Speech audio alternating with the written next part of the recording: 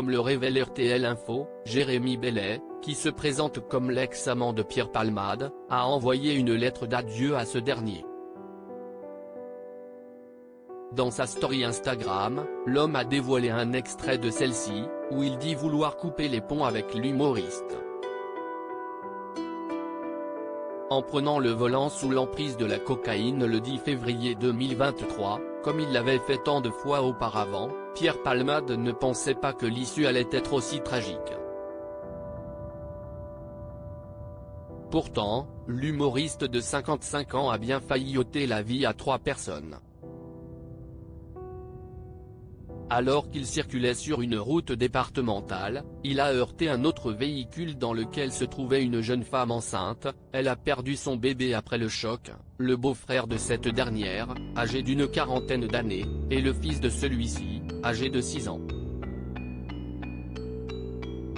Tous ont été victimes de lourdes séquelles mais ont finalement pu quitter l'hôpital où ils se trouvaient, contrairement à l'ancien acolyte de Muriel Robin, qui a interdiction de quitter l'établissement où il est soigné dans le cadre de son contrôle judiciaire.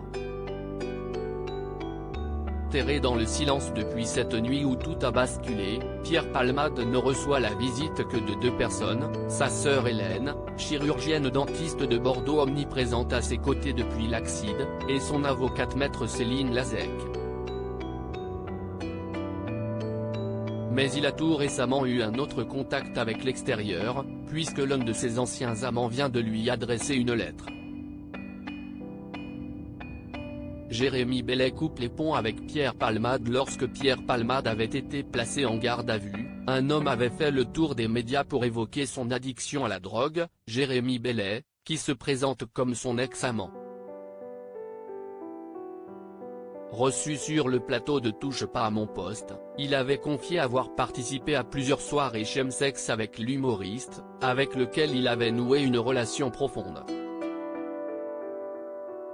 Une histoire sur laquelle l'homme souhaite mettre un point final puisque, comme le révèle RTL Info, il a fait transmettre une lettre d'adieu à l'ex-meilleur ami de Michel Larocque, ce lundi 10 avril, par le biais de son avocate. Celui qui a partagé quelques mois de ma vie a le droit de savoir pourquoi j'ai choisi de briser le silence après avoir répondu à la convocation des enquêteurs comme témoin libre, a-t-il expliqué sur ses réseaux sociaux, avant de dévoiler un extrait de sa lettre. Si je me suis exprimé à notre sujet, ce n'était ni pour te critiquer, ni pour te défendre mais simplement livrer mes vérités en évitant ainsi que l'on invente les miennes. À toi Pierre, le cœur serré, je t'écris cette lettre. Il m'aura fallu 2 mois pour arriver à rédiger ces quelques mots qui te sont destinés. Mon Dieu que la vie est dure depuis cette nuit du 10 février 2023.